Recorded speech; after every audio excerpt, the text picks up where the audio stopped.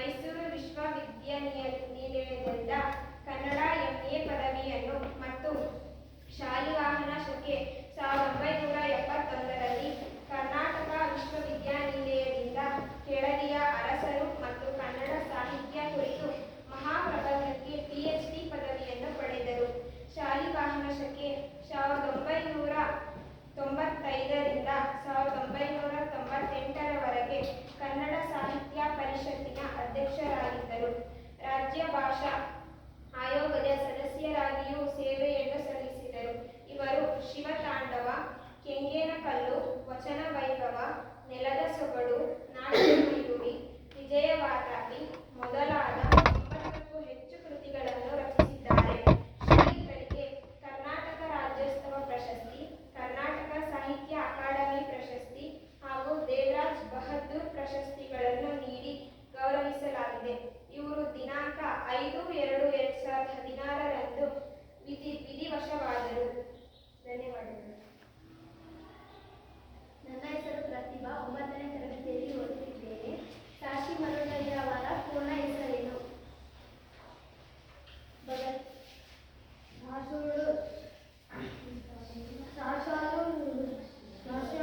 ಶಿವರುದ್ರಯ್ಯ ಮರುಳಯ್ಯ. ಸರಿ ಉತ್ತರ. ಶ್ರೀ ಸಾಸಲು ಶಿವರುದ್ರಯ್ಯ ಮರುಳಯ್ಯ ಇವರು ಯಾವ ಜಿಲ್ಲೆಯ ಗ್ರಾಮದಲ್ಲಿ ಜನಿಸಿದರು?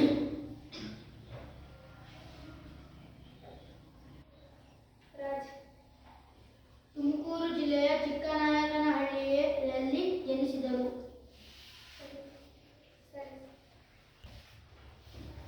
ನನ್ನ ಹೆಸರು ಪ್ರಿಯದರ್ಶಿನಿ. 9ನೇ ತರಗತಿಯಲ್ಲಿ ಓದುತ್ತಿದ್ದೇನೆ. ಸಾಶಿ ಮರುಳಯ್ಯನ ತಂದೆ ಹೆಸರು ಏನು? ವಿಶಾಲ್. ಶಿವರುದ್ರಯ್ಯ. ಕರೆಕ್ಟ್. ಸಾಶಿ ಮರುಳಯ್ಯನವರ ತಾಯಿಯ ಹೆಸರೇನು?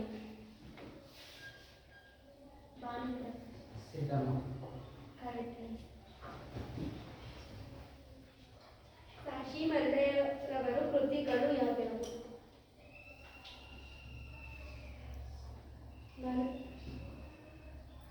ವಿಜಯವಾತಾಪಿ, ವಚನ ವೈಭವ ಮುಂತಾದವು. ಸಾಶಿ ಮರುಳಯ್ಯ ಅವರು ಎಷ್ಟರಲ್ಲಿ ಜನಿಸಿದರು? ವಿಶಾಲ್.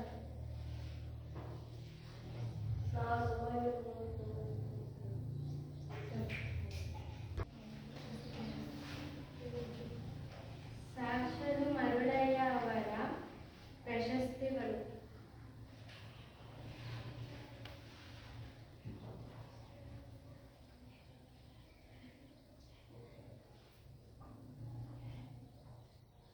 ಶಿವಕುಮಾರ್. ಕರ್ನಾಟಕ ರಾಜ್ಯೋತ್ಸವ ಪ್ರಶಸ್ತಿ, ಕರ್ನಾಟಕ ಸಾಹಿತ್ಯ ಅಕಾಡೆಮಿ ಪ್ರಶಸ್ತಿ. ಸರಿಯಾಗಿ.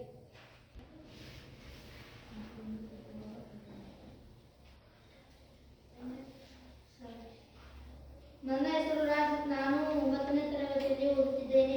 ಪಾಠದ ಹೆಸರು ಪ್ರಜಾನಿಷ್ಠೆ.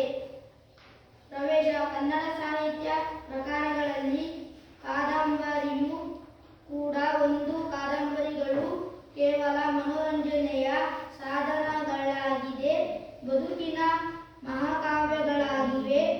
ಇದು ಮನುಷ್ಯನ ಬದುಕಿನ ರಹಸ್ಯವನ್ನು ಬಿಡಿಸಿ ತೋರಿಸುವ ಸಾಹಿತ್ಯ ಪ್ರಕಾರ. ಕೌಟುಂಬಿಕ, ಸಾಮಾಜಿಕ, ಐತಿಹಾಸಿಕ, ಪೌರಾಣಿಕ, ವೈಚಾರಿಕ, ಪತ್ತೇದಾರಿ ಇತ್ಯಾದಿ ವಿವಿಧ ಬಗೆಯ ಕಾದಂಬರಿಗಳನ್ನು ನೋಡಬಹುದು. B. Venkatacharya, Golwadi Venkatacharya, Kerur Vasudevacharya, MS Puttanna, Kuvempu, Shivarama Karanth, Anakru Tarasu, Basavaraja Kattimani, Niranjana, SL Bhyrappa, P. Lankesh, GV Iyer, Triveni, MK Indira, Geetha Nagabhushana ಮೊದಲಾದ ಪ್ರಮುಖ ಕಾದಂಬರಿಗಳನ್ನು ಕನ್ನಡ ಕಾದಂಬರಿ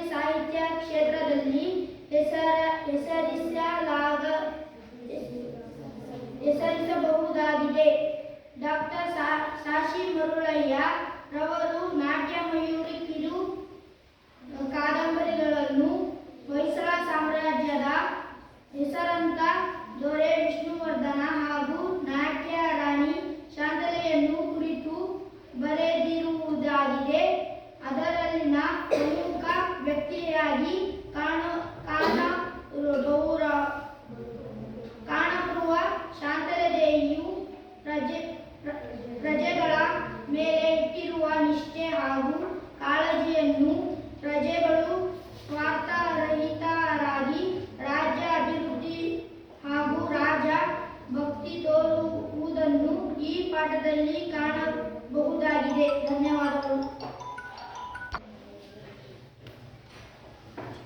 ನನ್ನ ಹೆಸರು ಭಾನುಪ್ರಕಾಶ್. ಕನ್ನಡ ಸಾಹಿತ್ಯ ಪ್ರಕಾರ ಡ್ಯಾಶ್ ಕೂಡ ಒಂದಾಗಿದೆ. ಕಾದಂಬರಿಯು ಒಂದಾಗಿದೆ. ಸರಿ ಉತ್ತರ.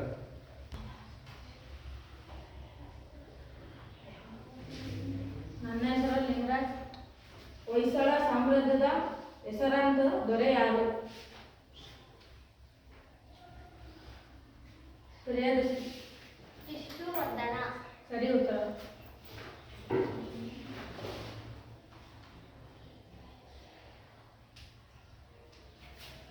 ನನ್ನ ಹೆಸರು ಸಂಜಯ್. ಹೊಯ್ಸಳ ಸಾಮ್ರಾಜ್ಯದ ರಾಣಿಯ ಹೆಸರೇನು? ರಮಿಕಾ. ಶಾಂತಲಾ ದೇವಿ. ಕರೆಕ್ಟ್.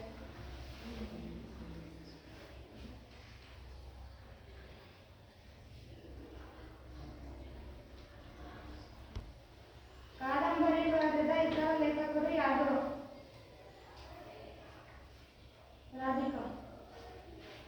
ವೆಂಕಟಾಚಾರ್ಯ, ಶಾಶಿ ಶಿವರುದ್ರಯ್ಯ, ವಾಸುದೇವಾಚಾರ್ಯ, ಗುಡ್ಡಣ್ಣ, ಕುವೆಂಪು, ಶಿವರಾಮ್.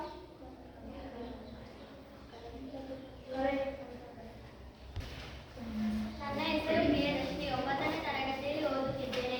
ಹೊಯ್ಸಳ ಸಾಮ್ರಾಜ್ಯದ ಪ್ರಗತಿಯನ್ನು ಕಂಡ ಪರರಾಜರ ಕಣ್ಣುಗಳು ಕಿಸುರಾದವು. ದಿನೇ ದಿನೇ ಪ್ರವರ್ಧಮಾನಕ್ಕೆ ಬರುತ್ತಿರುವ ವಿಷ್ಣುವರ್ಧನ ಭೂಫಲನನ್ನು ಬಡಿಸಬೇಕೆಂದು ಶತ್ರು ರಾಜಗಳೆನೆಕರು ಹವಣಿಸುತ್ತಿದ್ದರು. ಅವರಲ್ಲಿ ಚೋಳಮಂಡಲದ ಕುಲೋತ್ತುಂಗ ಪ್ರಮುಖನಾದನು. ಗಂಗನ ತಲಕಾಡು ಅವನ ಸ್ವಾಧೀನದಲ್ಲಿತ್ತು. ಅಲ್ಲಿ ಆದಿಯಮ ಎಂಬುದನ್ನು ರಾಜಪ್ರತಿನಿಧಿಯಾಗಿ ನೇಮಿಸಿದ್ದನು. ಕುಲೋತ್ತುಂಗ ಪ್ರಚಂಡ ಆಶಾವಾದಿ, ಅಖಂಡ ಭಾರತ ಖಂಡದ ಒಡೆತನವನ್ನು ಬಯಸುತ್ತಿದ್ದ ದುರಶಾಕ್ಷಿ ಹೊಯ್ಸಳ ಸಾಮ್ರಾಜ್ಯವನ್ನು ತನ್ನ ವಶ ಮಾಡಿಕೊಳ್ಳಲೆಂದು ಆಶಿಸಿ ಆದಿಯಮನನ್ನು ಪ್ರಚೋದಿಸಿ ದ್ವಾರಸಮುದ್ರದ ಮೇಲೆ ಕಳುಹಿಸಿದ. ಆದಿಯಮ ಮೊದಲು ಗಾಡಿನಾಡುಗಳಲ್ಲಿ ಚಿಕ್ಕ ಪುಟ್ಟ ದಾಳಿಗಳನ್ನು ನಡೆಸುತ್ತಿದ್ದವನು.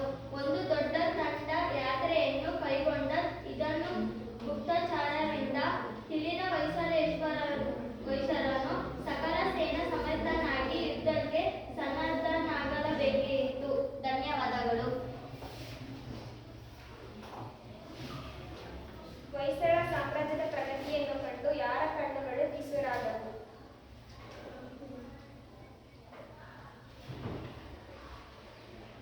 ಸಂಜಯ್. ಉತ್ತರ ತಪ್ಪು.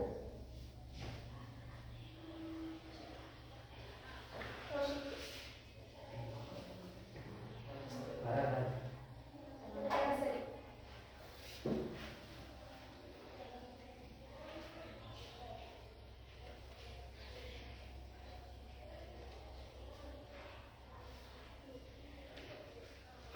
ಆದಿಯಮನು ಮೊದಲು ದಾಳಿಗಳನ್ನು ಎಲ್ಲಿ ನಡೆಸುತ್ತಿದ್ದರು?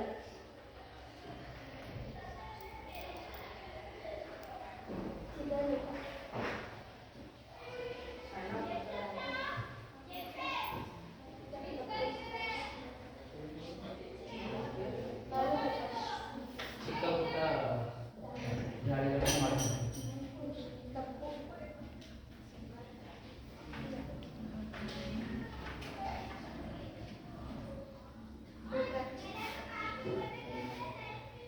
ರಾಜ್ಯದ ಪ್ರತಿನಿಧಿಗಳು. ಕೇಶವ. ದಾಳಿ ಗಡಿ. ಉತ್ತರ ಸರಿ.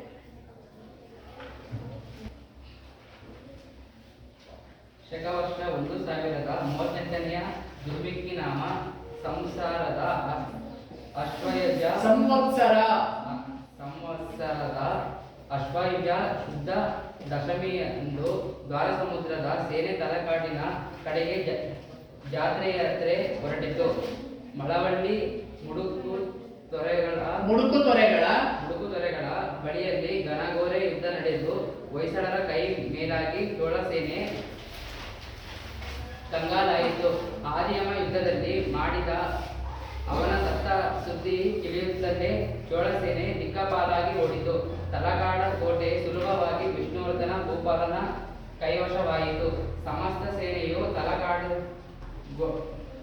ತಲಕಾಡುಗೊಡನಿಗೆ ಜಯವಾಗಲಿ ಎಂದು ಜೈಕಾರ ಹಾಕಿತು. ತಲಕಾಡುಗೊಂಡನಿಗೆ ಜಯವಾಗಲಿ ಎಂದು ಜೈಕಾರ ಹಾಕಿತು. ಧನ್ಯವಾದಗಳು.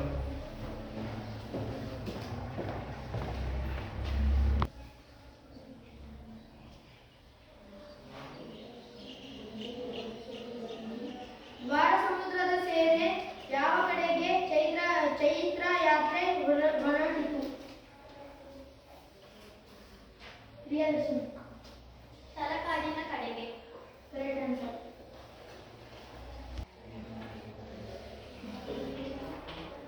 ನನ್ನ ಹೆಸರು ಕೇಶವಮೂರ್ತಿ, 9ನೇ ತರಗತಿ ಓದುತ್ತಿದ್ದೇನೆ. ತಲಕಾಡ ಕೋಟೆ ಸುಲಭವಾಗಿ ಡ್ಯಾಶ್ ಭೂಪಾಲನ ಕೈವಶವಾಯಿತು.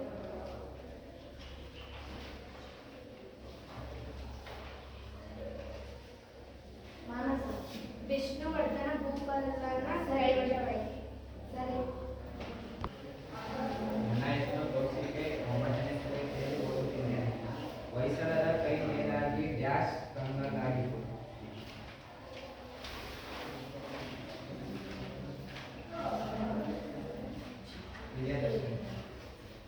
ಚೋಳ ಸೇನೆ ಉತ್ತರ ಸರಿಯಾಗಿತ್ತು. ಸಮಸ್ತ ಸೇನೆಯು ಡ್ಯಾಶ್ ಎಂದು ಜೈಕಾರ ಹಾಕಿತು. ತಲಕಾಡುಗೊಂಡನಿಗೆ ಜಯವಾಗಲಿ ಎಂದು ಜೈಕಾರ ಹಾಕಿತು. ನನ್ನ ಹೆಸರು ನೈನಾ, 9ನೇ ತರಗತಿಯಲ್ಲಿ ಓದುತ್ತಿದ್ದೇನೆ. ಹಲವಾರು ತಲಕಾಡು ನಗರಗಳನ್ನು ಲೂಟಿ ಮಾಡಬೇಕೆಂದು ಇಚ್ಛಿಸಿದರು.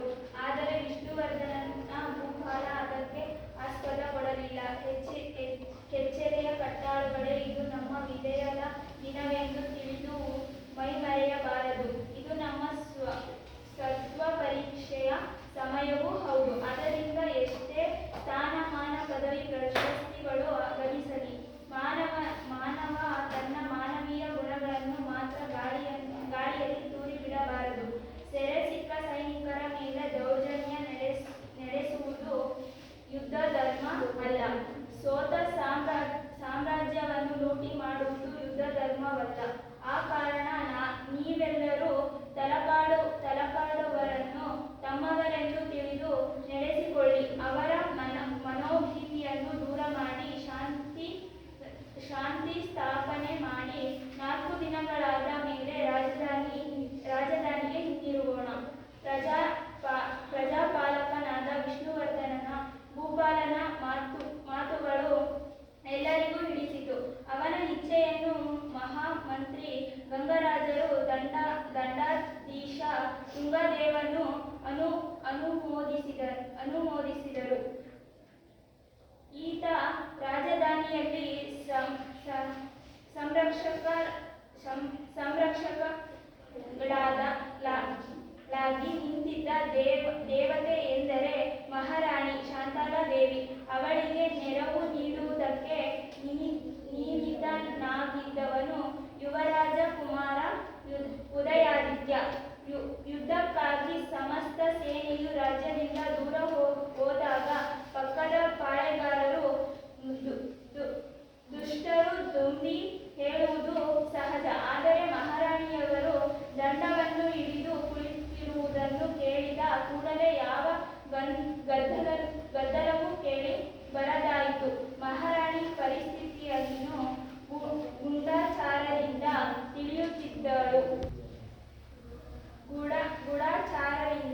ತಿಳಿಯುತ್ತಿದ್ದಳು. ಹಾಗಾಗಿ ತಾನು ವೇಷ ಮರೆಸಿಕೊಂಡು ದೇಶದ ಒಳಭಾಗಗಳಲ್ಲಿ ಸಂಚರಿಸಿ ಬರುತ್ತಿದ್ದಳು.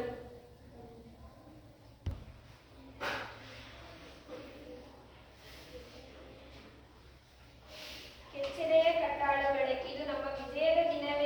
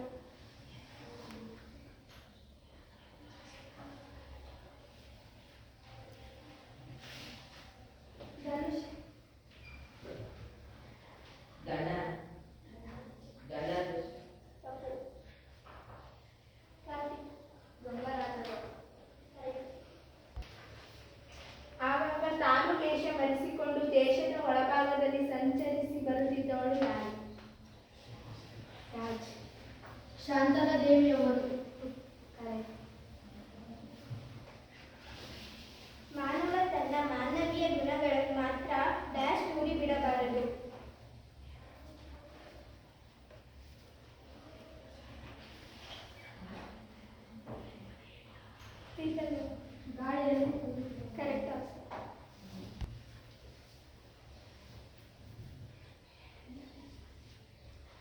ಆಸ್ಪದ ಈ ಪದದ ಅರ್ಥ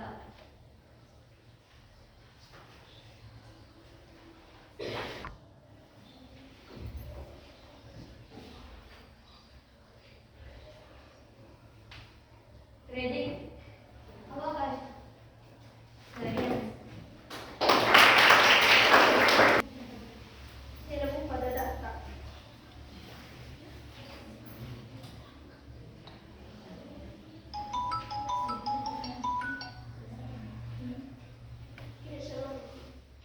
ಸಾಮಾನ್ಯ.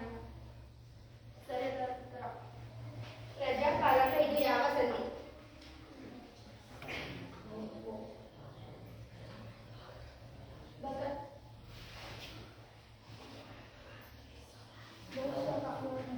ವರ್ಣ ಸಂಧಿ.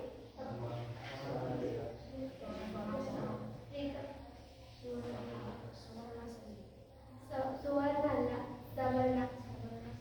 ಸರಿ ಉತ್ತರ. ಸವರ್ಣ ದೀರ್ಘ ಸಂಧಿ. ಸರಿ ಉತ್ತರ.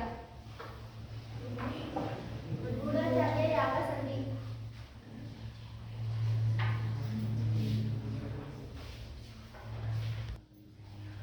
ಆಗಾಗ ಈ ಪದವನ್ನು ಬಿಡಿಸಿ ಹೇಳಿ.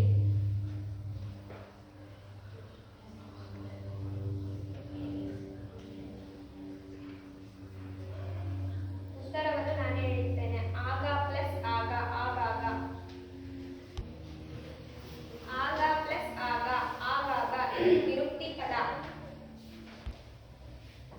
ಇದು ನಮ್ಮ ಡ್ಯಾಶ್ ಸಮಯವೂ ಹೌದು.